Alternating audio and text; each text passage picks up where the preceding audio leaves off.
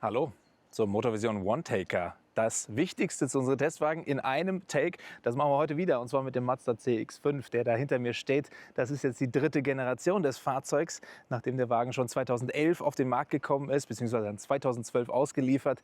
Dritte Generation, mittlerweile über 5 Millionen Fahrzeuge verkauft. Wir sind heute hier unterwegs in der Nähe von Barcelona. Wir haben hier einen traumhaften Blick aufs Meer. In die Richtung ist dann Barcelona. Jetzt werde ich aber ganz dunkel auf der Cam.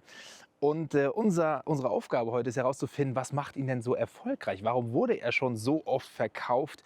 Was das Ergebnis dieser Untersuchung ist, das seht ihr dann in unserem langen Motorvision-Beitrag, der in geraumer Zeit dann auf den Motorvision-Plattformen erscheint. Das hier jetzt einmal schon mal, ja, die wichtigsten Facts, alles, was man zum Auto wissen muss, kurz zusammengefasst in ein paar Minuten.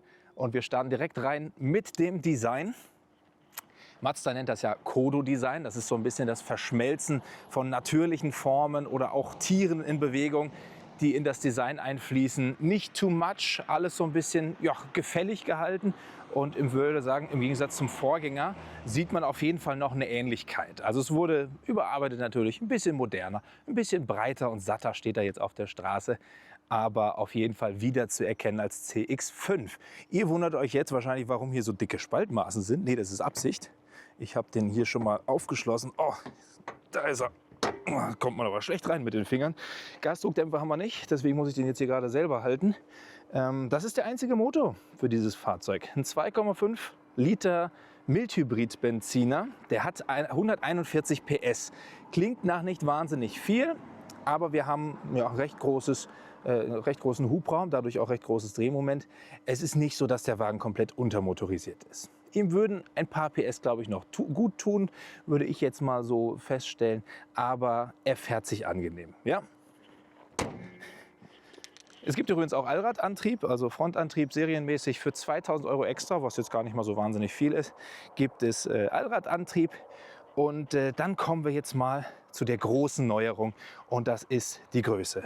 Der Radstand wurde um fast 12 cm verlängert, und das merkt man. Also im Kofferraum, der hat jetzt über 2000 Liter Kofferraum, wenn man alle Sitze umklappt, 2019. Und wir haben unheimlich viel Platz auf der Rücksitzbank. Die Türen lassen sich fast im 90-Grad-Winkel öffnen, das ist auch eine Neuerung. Und ich kann ja mal hier reingehen. Mit meinen über 1,90 ist es manchmal sehr schwierig, hier Platz zu finden in so einer Klasse von Fahrzeugen. Aber ich habe hier sogar Platz vorm Knie, selbst wenn der Fahrersitz auf mich eingestellt ist. Das ist wirklich eine Seltenheit. Raumgefühl, Kopffreiheit auch ein bisschen verbessert. Jetzt haben wir hier auch das Panoramaglasdach mit dabei.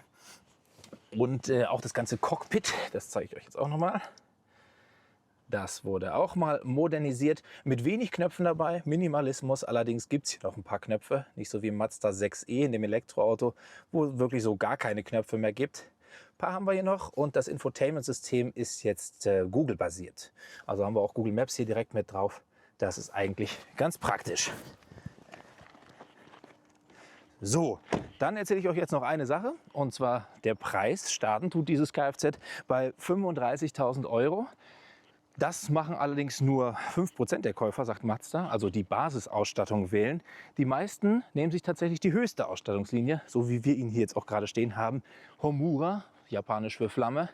Und da liegen wir dann bei 44.000 €. Ich meine, klar ist irgendwo auch viel Geld für einen Mazda, aber wenn man im Konkurrenzfeld guckt, dann kommt er da, glaube ich, ganz gut weg. Ist sogar eher einer der Schnäppchen.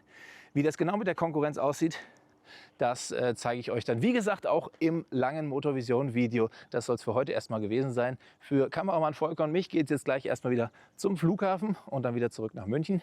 Und ja, ich freue mich, wenn wir uns im nächsten Video wiedersehen. Wir würden uns natürlich freuen, wenn ihr ein bisschen was da lasst, vielleicht ein Like, wenn es euch gefallen hat, oder auch einen Kommentar und darin eure Meinung zum Mazda CX-5. Bis zum nächsten Mal. Ciao, ciao.